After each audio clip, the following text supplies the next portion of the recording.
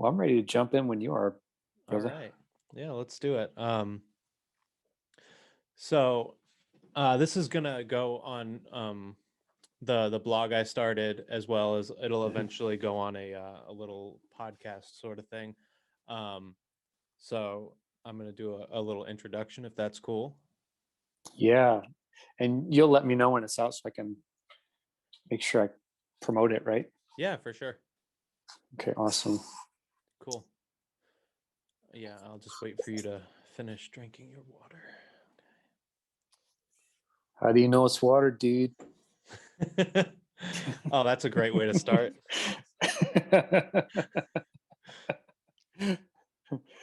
All right. So Ian Zumback, I've known you for no, it's got to be like 6 years. 6 years since Yes, 2012, for sure. that long? Well, Wow. actually, hold on a second. No, no, no, no. 2014. 14. Okay. Yeah, yeah, Okay. Yeah, yeah, yeah. yeah. So we got hooked up through Kenny Hopkins, who I grew up Mhm. with, and y'all went to the same church, right? Yes. Yeah. And Kenny shot some photos for me and did some video work too, and so he's a close friend. Start when I got my start doing this as a Yeah. Christian. Yeah. So was that your start in 2014? That time, 2013? Well, that was the first time I gotten a like done a professional uh, EP recording in Nashville. So I released an EP called Father Son, and so I did release a single prior to that, and had done some demo work. But that was the first time I had released something done with Nashville players and with that level of production. Oh wow. Yeah, that was a great album. Great EP. Thanks, Yeah. thanks, man. We'll talk about it more in a minute, but um so how did you get started playing music? Were you part of a musical family, or were you kind of like the lone musician? No, I was not actually. My dad played bass guitar for a lot of cover bands locally, so he was there was always music around the house. And my uncle was actually a professional trumpet player. He ran a construction company, a very very successful one, but he was also like one of the go-to trumpet players when artists like Linda Ronstadt and Neil Diamond, people like that would come into town. He would get invited to be part of these orchestras to play trumpet for them. So there's definitely music in our background, and definitely a love and appreciation for music as well. Yeah, so how did you get started playing guitar? Was that your first instrument, or did you have a like an introduction in band or orchestra? Yeah, no, I actually had my heart set on drums because I just loved. I'd pull all the pots and pans out of the in the kitchen and set them up and just bang on them with spoons. And my sister would grab like one of those wooden spoons and sing, and so I actually wanted to be a drummer, but my dad really thought I should play guitar. And primarily I think a lot of that had to do with, at the time, you have 80s metal bands. Usually the guys that were in the front were the guitarist and the vocalist. And so if you could be a really good guitarist, then you might have a better chance of making it in music, at least at the time, what was going on in music culture. And so when I did actually receive a guitar as a gift for a Christmas present, I did absolutely love it. And he sort of primed my excitement for a guitar by playing me some Led Zeppelin albums. And once I got to hearing like the riffs that Jimmy Page would write and the feel behind the leads, and how it could be so complementary, almost uh, stand as like a, maybe not the front like lead vocalist type of thing, but it had a component that was very um, in the front as well. I saw like, wow, there's a voice within a band that exists without words that can be a respected and strong contributor to the whole of what a band is doing. So I felt like, hey, that's a good place to be. Yeah, that so the nice thing about your your family is that, you know, music was so integral to people's lives that you it sounds like you were always encouraged, if not pushed, into Yeah, playing. sure. I'd say it was a little, it was a little bit of both. Sometimes one over the other, but there was uh, definitely an encouragement and a lot of push to keep going in that direction. Yeah, I was encouraged to play music, but I was pushed away from the drums. Because Mm, I wanted to play the drums too, but that was quickly squashed. So, yeah, but that's, I mean, I that's good for me. I wonder why, because like all my favorite musicians are drummers typically, and even to this day, I'd like to get a kit someday if I could have one and just to have it around and bang on it. Love them. Yeah. I am glad I picked something other than the bass or the drums, because touring and playing shows and stuff, you get, Mm, as a guitarist or a bassist, you know, you have an instrument and an amp and a pedal board, and then, you know, that's one trip, maybe two, and then the drummer, six trips later, they're bringing out yeah, their 100-pound hardware bag. So, um, you know, I'm not a good enough vocalist to be a frontman where you just walk up, you know, you nap and then you just walk on stage and then go for it and then just walk off. But it's still, you it's know, it's true. better than drums. They seem to maintain the best health though, like long term. When you look at drummers that are in their 60s, you know, for major bands, they always seem to be the guys that are in the best health. So there might be something to it. Maybe longevity of their lives. That's the benefit of it. Yeah, it's, you know, because they sit the whole time. They don't have to stand up for hours. They're not breaking their knees. Yeah, Maybe. maybe. Um, so so you were you were playing throughout, you know, your teenage years and stuff. Did you have you were in bands in high school and beyond? Yes. So I started.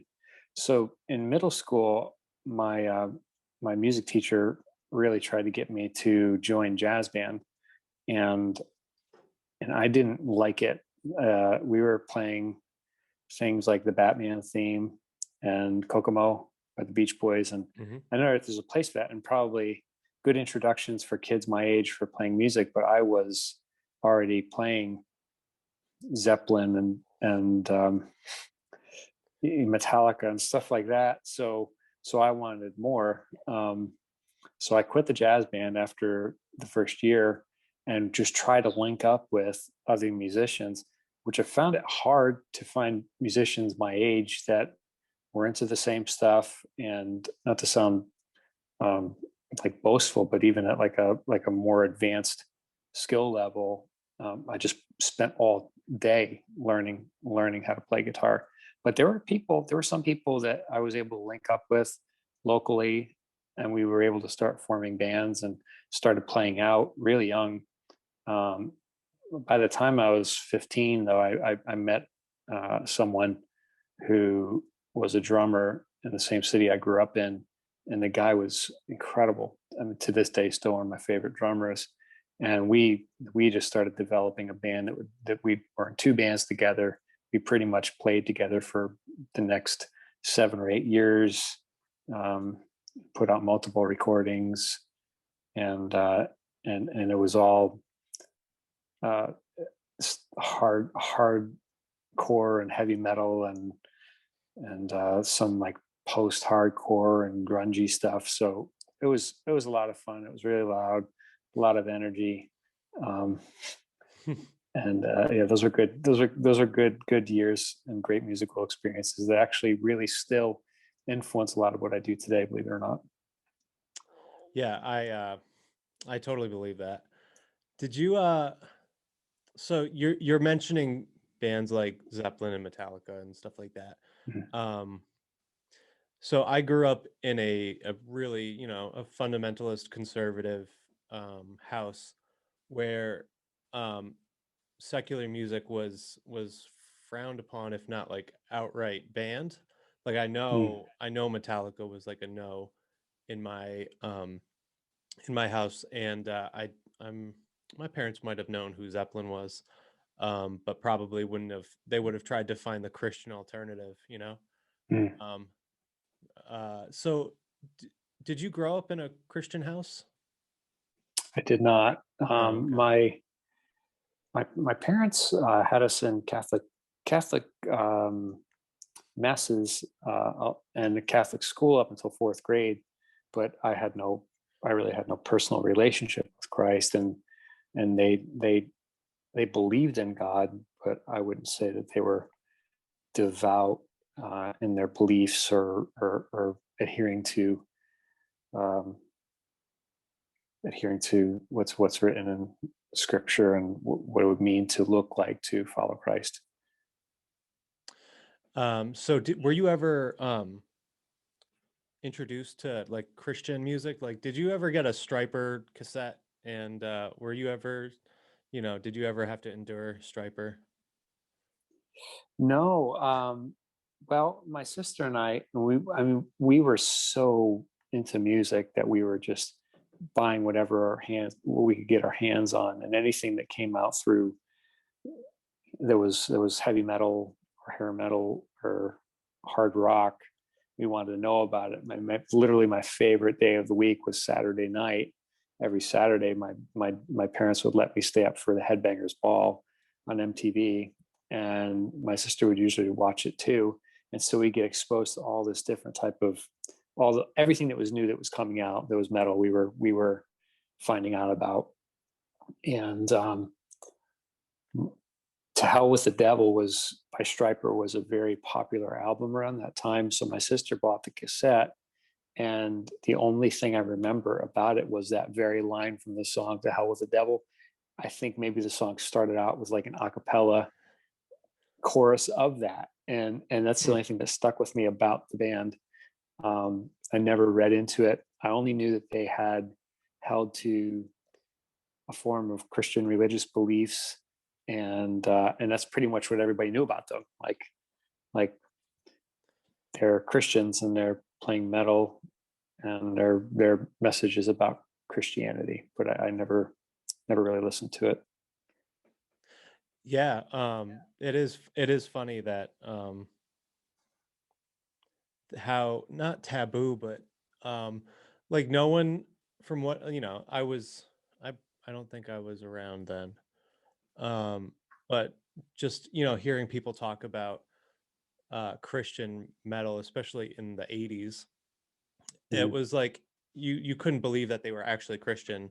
I know with my parents playing like Christian metal in the 2000s with the, whether it was like hardcore or post-hardcore where it's just like aggressive screaming and stuff.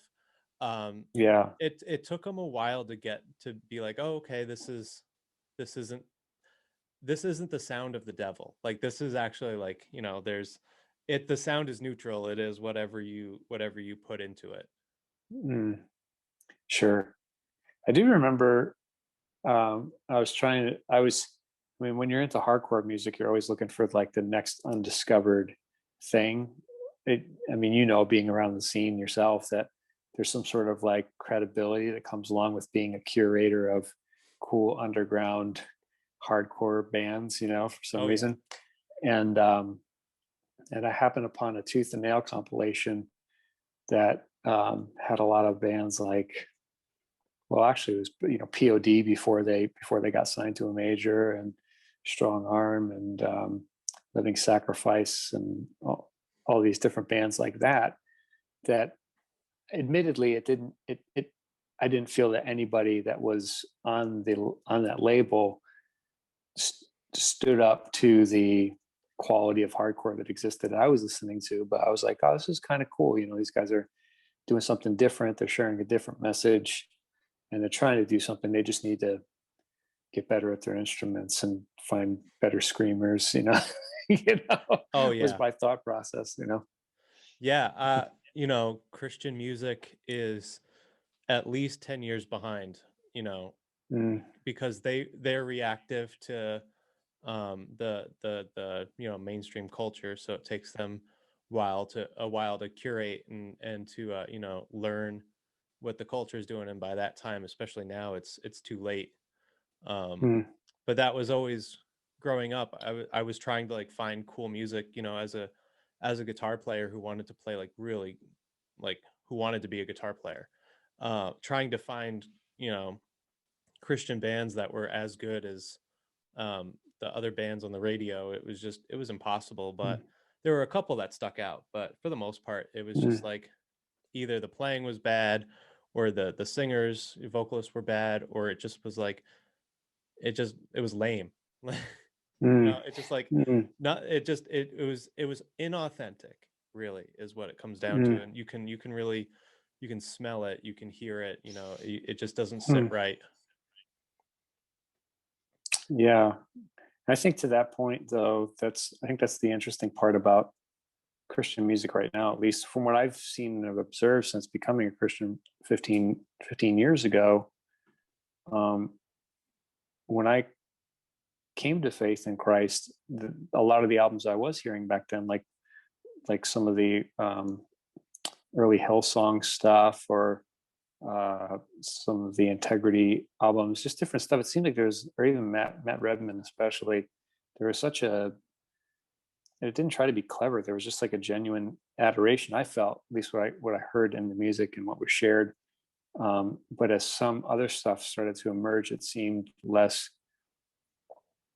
how do I say it? Just seemed more formulaic, you know, um, and responsive to maybe what was appealing to people at the time. It did seem like that's when I started to see um, a desire within younger people that I think has carried on and has created some really incredible music that I prefer to listen to over other music now. That that was a response to that, and like artists like John Mark McMillan, or now like guys like Josh Garrels, um, some of Sandra McCracken, different artists like that. There's a lot of great music that I think, as a result of there being this desire to hear good Christian music, or Christians making good music, actually we're seeing. I think we are seeing a lot of that. King's Kaleidoscope. I know you're a fan of them. I think they've done some really amazing things. Even though I don't own any of their albums, I've only heard a little bit of their material. I can hear it and be like, wow, these guys are really good players, and they're doing something different. They're serving a listenership that wants to hear music like this, and that's really cool. I think you hit it on the net. I think you hit the nail on the head when Mm. you said Christian music, and then you were like, oh, or Christians making music, right? Yeah. Um, what would you have you thought about it enough to have a distinction? Like, can you put like Christian music in a category, and then Christians making music in a category, or do you use those terms interchangeably? Mm. I think I use those terms interchangeably, but I'm more cognizant now. It seems like where I would lean more towards saying Christians that make music. And I think because of that, I think initially, well, I guess, as you walk with Christ and as you continue to grow and mature in your faith, if he is touching every aspect of your life, then it's going to permeate into the music that you create. It's going to permeate um, to your work that you do day to day, um, conversations that you have, and those different things. So if I'm sitting down across a table from somebody who is a Christian as well, and we're having a discussion. I'm not going to designate like we're having a Christian conversation right now, right? Or Yeah. um, I'm playing a Christian basketball game right now. It's a Christian living life in fellowship and communion with God through Christ. And so it makes more sense to me now as I'm continuing to grow and mature in Him that it is Christians making music. Sure, it does help to have like a category, like when you're uploading that to market and getting it out there, it has those categories. You would need to categorize it in a way, but yeah, I guess they're kind of interchangeable, but I lean more towards Christians making good music now. Hmm. I am much more cynical than you are, because I make a big distinction. Um, I see Christian music as being a product of the CCM um, business model. And part of this is both my history in Christian music as well as stories of other people that I know that were on like Christian bands and Christian labels and stuff like that, where it was very it was like, oh, you really shouldn't say this because you know that's not Christian, or this this big demographic would prefer if you did it this way. Or my least favorite, um, being at a festival and having someone come up to me and one of the other guys in the band, and they were like, "Oh, we heard that you guys aren't Christians because you swear and drink beer." And I was like, "Oh, is that all it takes to be a Christian? Is like to not do those things?" And they were like, "No, but Mm, like we wanted we buy Christian bands because we know it's a good influence on our kids. We don't care about the music." mm, um, which is the appeal of being in the CCM market, is because you have that built-in market, plus you can add on to it in like the secular world. um, mm, so that's like a very jaded response. mm, Like mm, and I would put Christians making music is an artist who has um, something genuine to say, and they come at it from like a Christian framework, or something like that. And I think it comes back to authenticity. I think you can really, I think a listener who's looking for authenticity won't find it in Christian music, but will find it in a Christian that makes music. mm. Yeah, that's a lot there to process. You know, to those points, at least what I've come to realize is um, you're gonna have people that are with all kinds of agendas, right? Of why they're doing something, right? Some people do it for the love of it. Some people do it because they really genuinely want to. They feel like it's they're called to write and share music, that they want to have a mass appeal to people because they believe that the message is important. And then you just have people that want to make money off of it, right? And make a name for themselves. Um, that all exists, and so I've seen pretty much every side of it. I think at this point, having lived down here for as long as I've lived, and having interacted with a lot of people and worked with a lot of people and done a lot of events with a lot of people, you see all the different sides of it, right?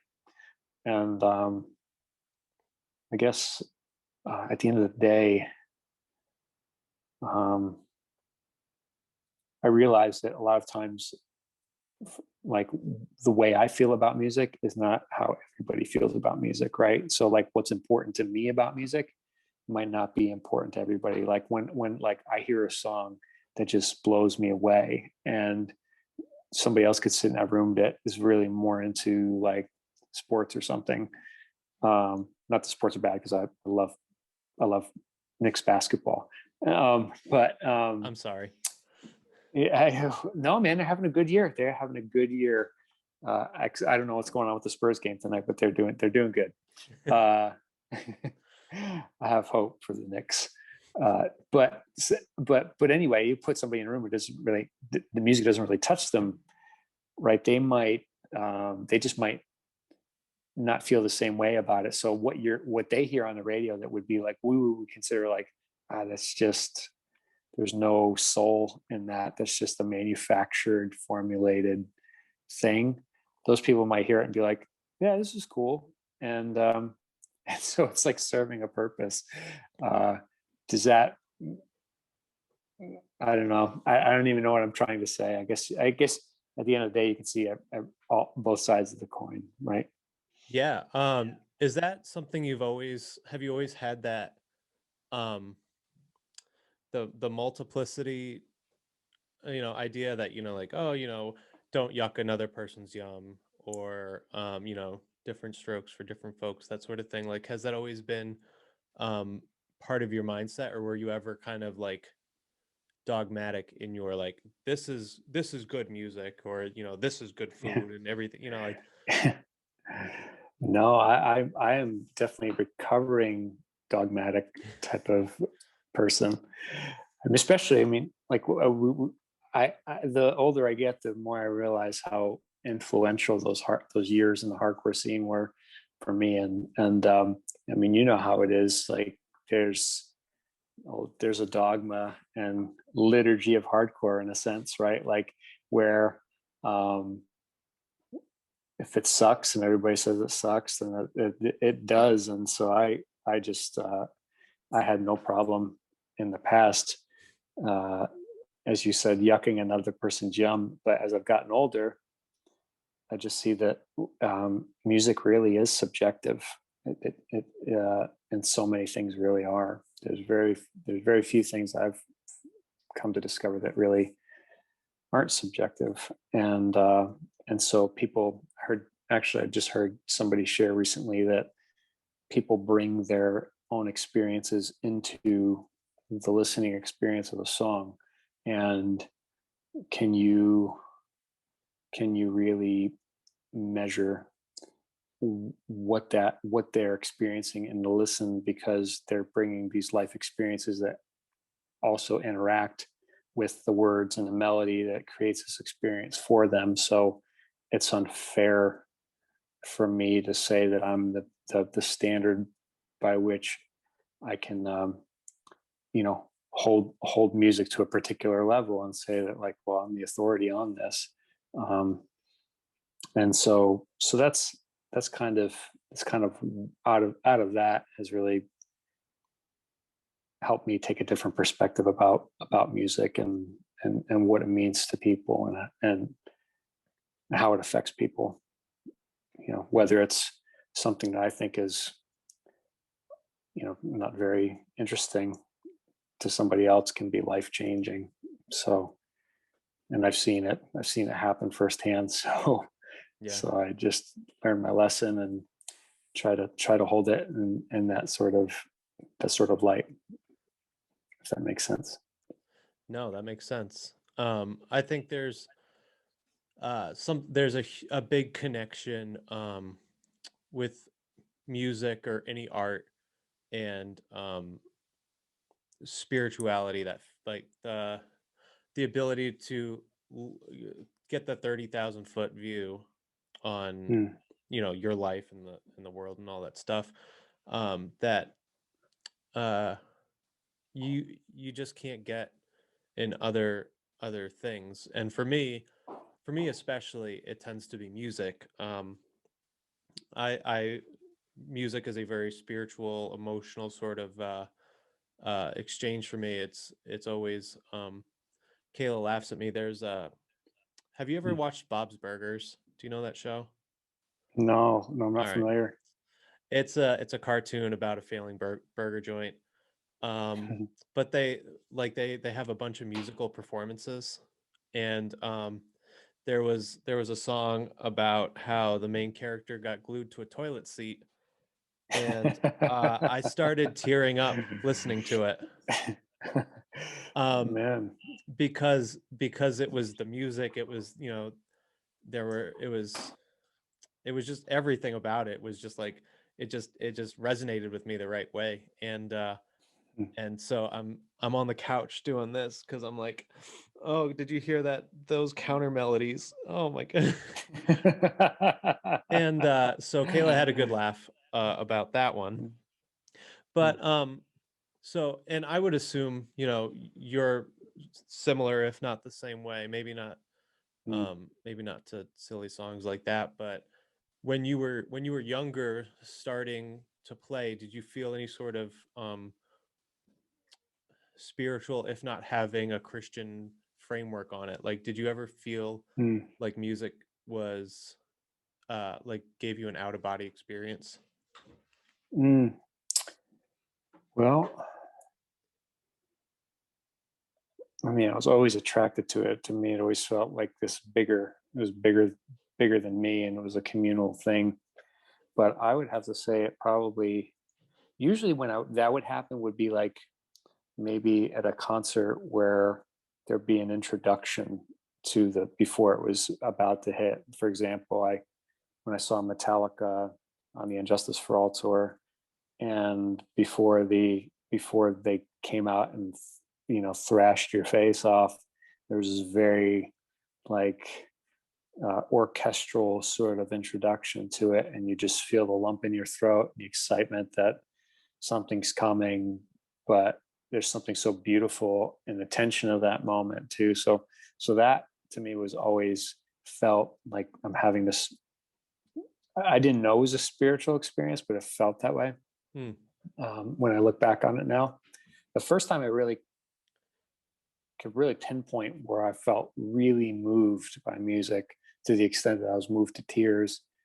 I was in Europe, and I just was walking from a it was a it was a like a tunnel between the new part of Nice and the old city, and there was a young woman in there playing a harp, and she was playing Ave Maria, and I knew for one it had something to do with God because I hear my grandmother play it, and she somehow, I don't know if the song actually has any connotation related to God apart from her thinking that this was this divinely inspired song.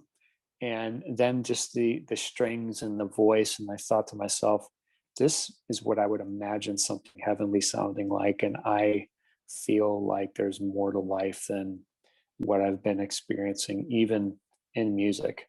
And so I'd say that those were the first times that I remember feeling like, oh, there's something else happening that's outside of the uh, natural parts of me and natural parts of life. There's something bigger and something that can move my heart and soul and make me feel something that's kind of unexplainable.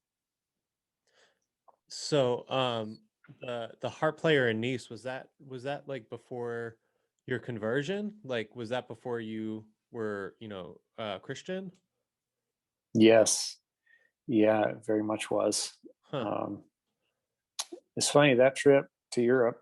Um, I don't think about it often, but I was at a really low point in life and really making some very bad decisions, um, with a lot of negative implications for myself and for other people. And while I was over there, I thought I was like finding myself, quote unquote. But everywhere that I went, I would either end up in a church building or in a museum staring at art, or Renaissance art of scenes from the Bible.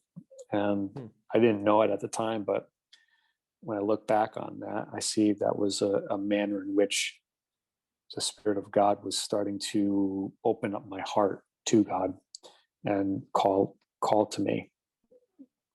So, Yeah.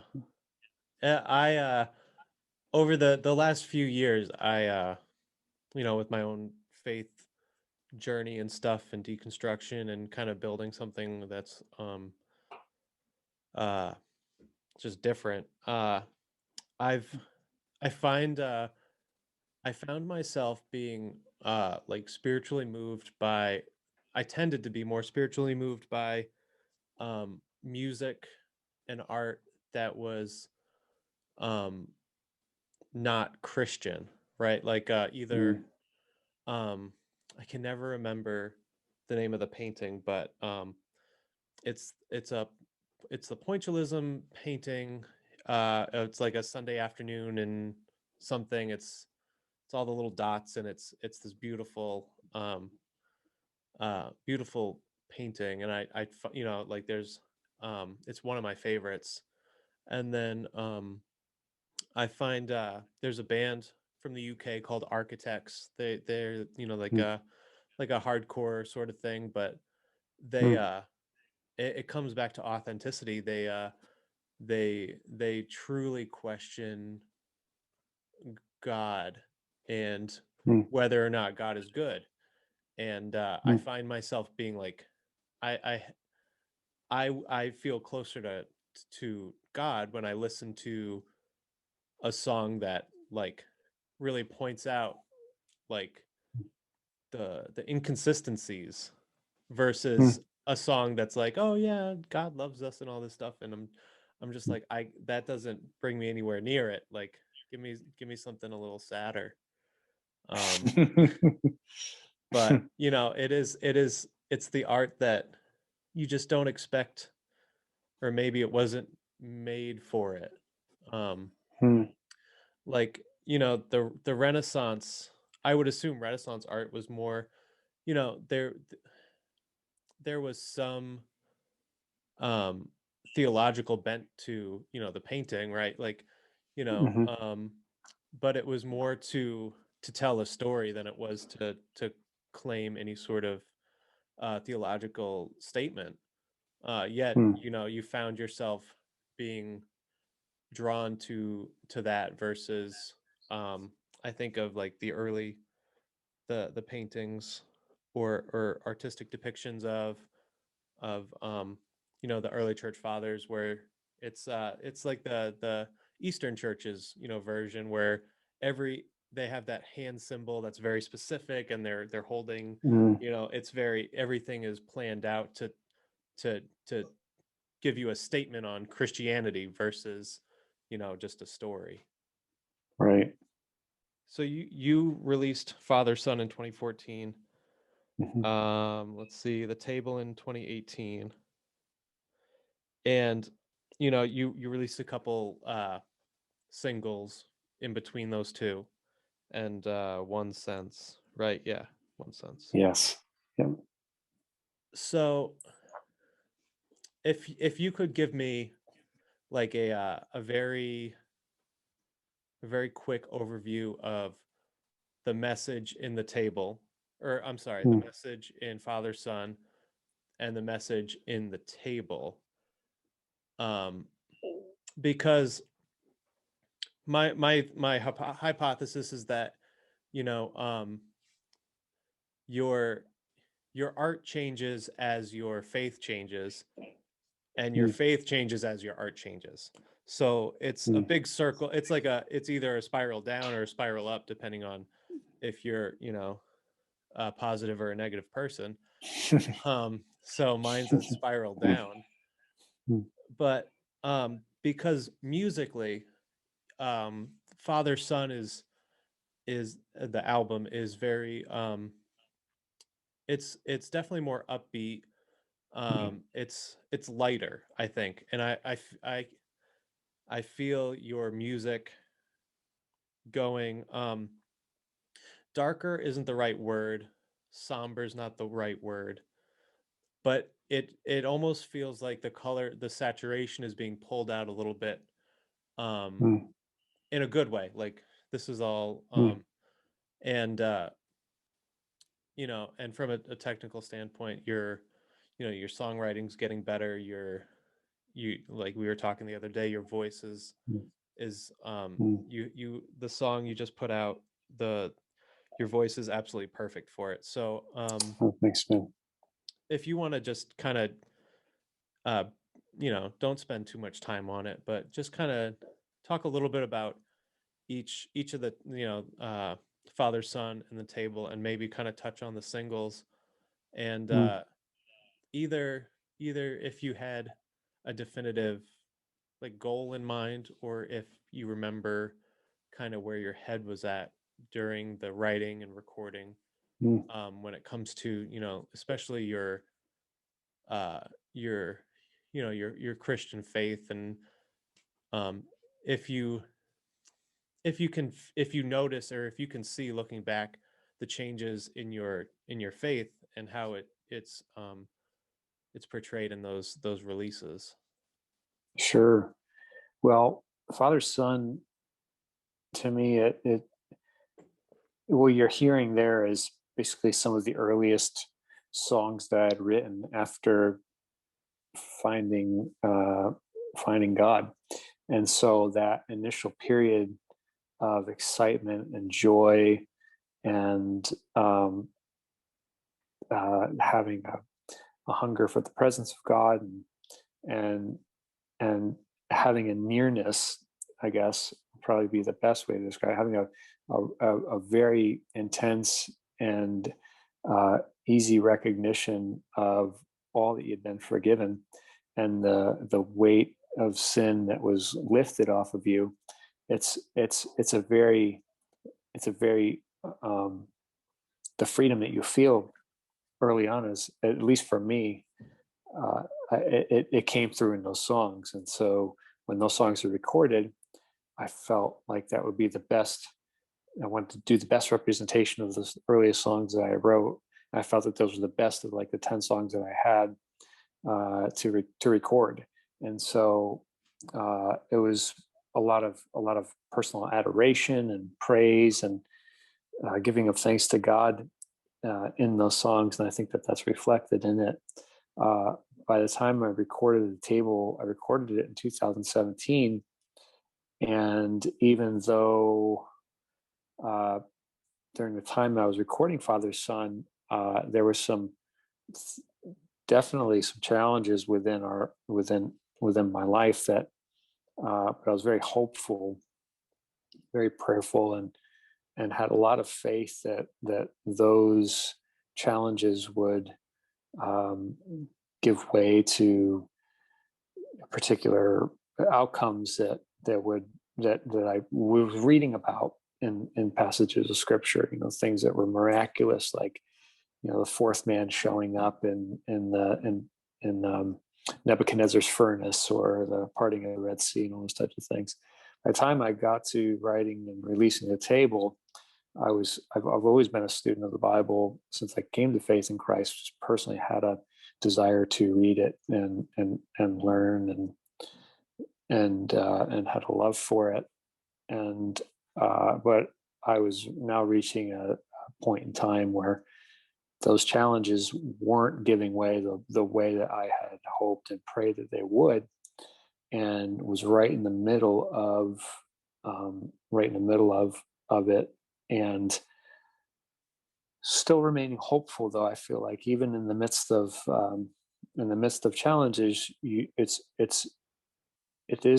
a there has to be hope that you hold on to. And so I feel that those songs were not only just trying to remind myself and others of the promises of God, the character of God, the nature of God, because I needed to be reminded of that. I also put some music on there that um, that sort of felt, to me, it was like, whoever you are that's a listener listening to these songs, I want you to know you're not the only one in the world that's feeling these feelings right now. That feels like there's that the walls are caving in, and you're not sure how this is going to work out. So I'm sitting here, and I'm basically being Job's friend to you when he came and sat with Job, before they started accusing him of sin. I just Yeah, wanted to before be that. before that. I just wanted to come and sit with people and make a table for them to sit with me, and just be reminded that Christ was present with us all. Um, and after that album had run its course, I reached the culmination of of the challenges that my family was facing, and it went the opposite direction of what I prayed for and hoped for. And now you're left picking up the pieces of your life and trying to start a new life. And it felt so circumstantial in a lot of ways, and I felt like I did all the things that you're supposed to do as a good Christian, but here you are, um, with the result that you didn't feel was the result that you had prayed for. And it's a humbling experience. um, but I think that, as I think, getting back to your point, I mean, the art for me is just a reflection of where I was at in each season of life, and what I'm now coming into, or what I've been learning and I've been embracing, is that, except for the grace of God, and what He wills, I guess, except for His grace, it's like I'm not achieving righteousness anyway, and so it's this acceptance of I'm human, and I have, not, like, you want to, like, live out this life. When you read about, like, Paul's life, or these apostles' lives, they just sound like Christian superstars, because that's really what's promoted in the sermons, and that's what's promoted a lot of times and communicated, and it makes you feel like you're not going to be, like, you should aspire to be like the super Christian. But if it's not shared in balance or taught in balance of who these guys were and what their pasts were like, or when you think about the Old Testament saints and the things that they did, you recognize, like, okay, they're human just like I was, and Christ is the only one who's perfect. And so it allows you to kind of, like, be, like we've been talking about, it allows you to be more real, and it helps you not to, I don't want to say, to, like, to care less and less about what people think, but at least in this season of life for me, I'm more of the mind right now, like, I'm not a pastor, and I'm not this, prominent leader, and I'm just trying to live a life following God. I'm trying to honor Christ in my daily decisions, and it just so happens that the art that I'm creating, um, is an expression of where I'm at personally right now. And so, for example, the single that I'm sharing is a song that I did not write. It's a song by a metal band called Iron Maiden, and it's a song called "Wasted Years," and it just is a song about, acknowledging the past, learning from the past, but not living in the past, and recognizing that there are blessings in your day to day life. And as you move forward, there's blessings on that path as well. And so, there's life and hope up ahead. Um, and it's funny to me that that was a song that I revisited during this difficult season, and it was that song that was really encouraging to me. So when I pick up my guitar and I'd sing, I was like, oh man, I just love this song. I'd love to eventually cut this song and share it, maybe, if I ever get back to doing music.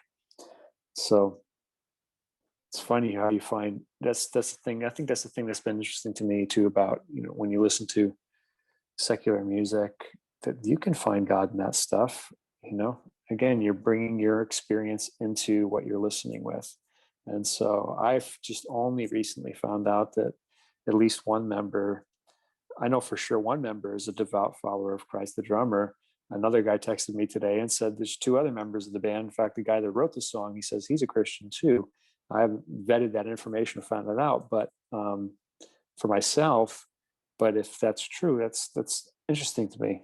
That I would resonate with a song like that, because I do think that in I do believe that God is an architect beyond what we can comprehend. He weaves this thread of grace through the lives of people, and primarily His church, and people within the church. And when people need encouragement, in the body of Christ, he'll use other people within the body of Christ to encourage that person and speak to them in the way that it's God's voice, out to their ears and out of their mouths to you. And so that song was very much that. So that would be an interesting factoid if it's true that that a couple of metalheads that would be brothers in Christ uh, were the ones that God sent into my life to encourage me. But it goes to show the song's been picking up more traction than anything I've released in the past.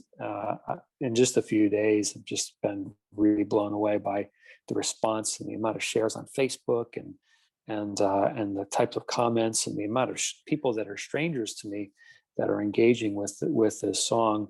And so many of these people that have shared, and I've not been able to see everybody who shared it, but I've read some of the comments. Some of the folks are like uh, just like, wow, this is God sent this song into my life today, and I needed to hear this. And this is an Iron Maiden song, and my interpretation of it. But God's using it to encourage and bring hope to people that need it. And whether they realize it's God or not, I think that he's in the business. I do think he's in the business of bringing hope, and I'm glad that it's coming across that way. Yeah.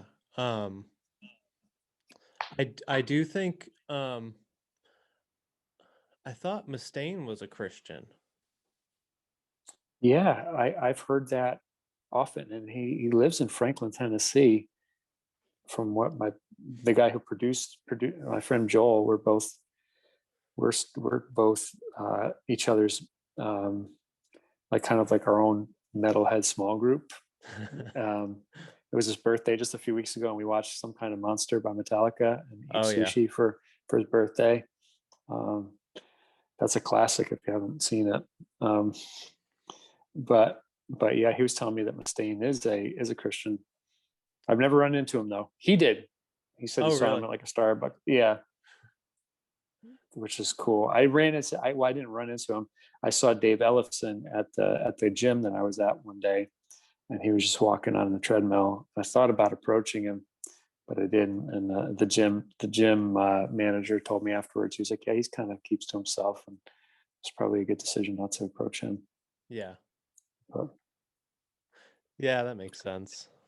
mm, I didn't realize that that was a Maiden cover. It was it it sounded familiar, right? Like there was mm, something about it that felt familiar, but I couldn't put my finger on it. mm, Nor am I like the biggest Maiden, I don't know their whole mm. catalog, but that is that is awesome. And like I said, Yeah. your voice, it's at the like it's in your upper register. It's Mm, probably right before you hit falsetto, mm, and it really comes through. The your voice kind of encapsulates um the urgency of what you have to mm, say, and mm, uh um and that's a really powerful emotion, and it's you can portray it in several different ways, but I think by having a softer sound but just like a very expressive voice that mm. I think it sounds amazing. So Man, thank you. Thank you yeah. so much for that. um so we're pretty much through our outline. um I thank you again for coming on. It was just so nice to talk to you. I remember back in early 2020, I was like, hey, maybe you can produce a record for me, Mm, and then everything happened. Oh, man. I do have a question for you. Okay. Hit me. This is the last question. So I have about 2 albums worth of music um, in my trash folder because I wrote it at one point, and then like a month later, I was less angry or less Mm, sad or or less sure of what I wanted to say. Um, do you ever find yourself just like writing something and throwing it out because it's not what you want to say anymore, or are you the type of person that wants to timestamp who you are in the moment and let it be, or are you kind of in the middle? I'm in the middle Yeah. for sure.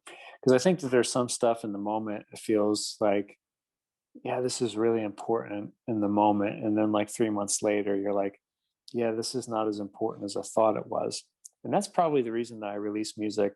Like I don't release music often. I take a few years in between releases because that I think that's a pitfall of falling into the sort of the production machine, or not the production, but like the machine of getting music out. You start losing that natural process of, as a songwriter, sometimes it's sort of like fishing. I've heard it illustrated like you could reel in this fish and you realize that fish is not fully developed yet. I should probably throw that fish back out in the lake and let it grow a little bit more before I go fishing for it again. And so for me, I would say I'm glad I don't record every song and timestamp every song that I write, and then I'll usually give it time. And there's a few people. Sometimes if I really feel like strongly about it, I might share it with a couple of people that I think are trustworthy critics of of it, and really help me determine if there's something worth sharing, and frankly even like worth investing money in, because let's face it, you got to invest money to, unless you're a self-produced artist, and I'm not, to go ahead and record and release that. And so when it gets to that point where you do want to record it, I've never really done it halfway. I want to make sure I do it, give it its best opportunity to be heard and be shared, and promote it in such a way that's it's also almost the art in the promotion as well, you know. So so yeah, I'm definitely much more in the middle. I never throw anything away. Technically, I'll still hold on to stuff because I might be able to glean an idea from something later on, and sometimes those ideas lead to something else, an entirely different song. But yeah, I would say I'm in the middle. Hmm. Yeah, that's I know as a producer, I've had um I've had bands come in and record their first album, and then they want to record the second, and they're like, "Oh, it's taking so long," or like none of these songs are any good. But they forget it took them 6 years to get the Hmm. first 10 songs, and then they're trying to get the next 10 in 6 months. Right. So that editing process, where self-editing of just playing something for so long and being like, no, this isn't any good, or by playing it so often, you kind of tweak it into being what it should be. Mm. Or that fishing um, example was is spot on, where you reel one in and it's just not time, or you know like that's a great way to put it. Mm. And even for me too, I like to share the song stripped down live ahead of time too, and really playing music live is so helpful in developing the dynamics and the arrangement of the song, because you really kind of feel the interaction, and and whether or not that song feels like a song that's like going to connect with people. And I mean, in some cases, you're just going to write a song and share a song because it's really, it means something to you personally, you know. And that's what Wasted Years was for me. It was just a personal song. I didn't really do it for any reason besides the song is very personal to me, and I love this song and I want to share it.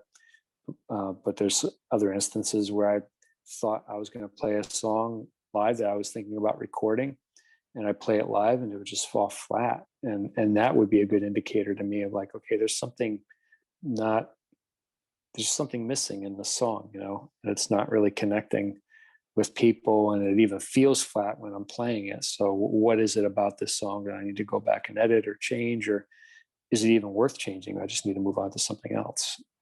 So Do you find that being musically or in the lyrics? Like, what do you falling flat, or having a song that's not working be worth saving? Is that something that you're focused on the lyrics or on the music, or is there a like a hierarchy for you? Hmm.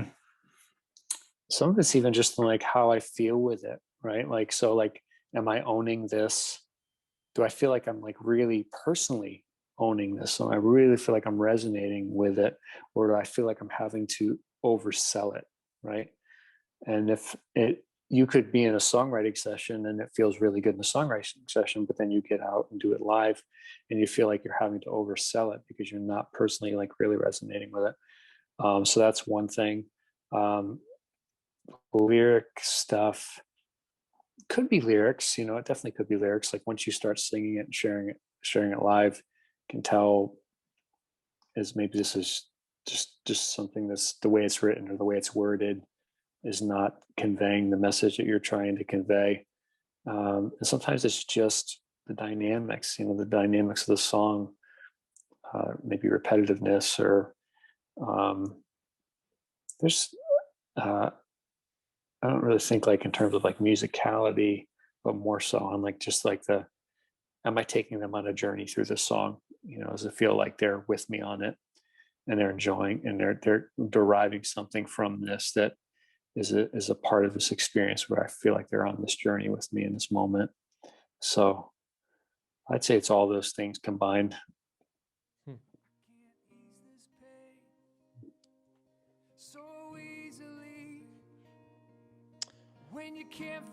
Well, thank you so much for Yeah. joining us.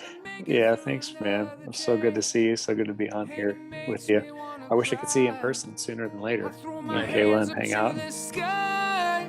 Oh, so understand.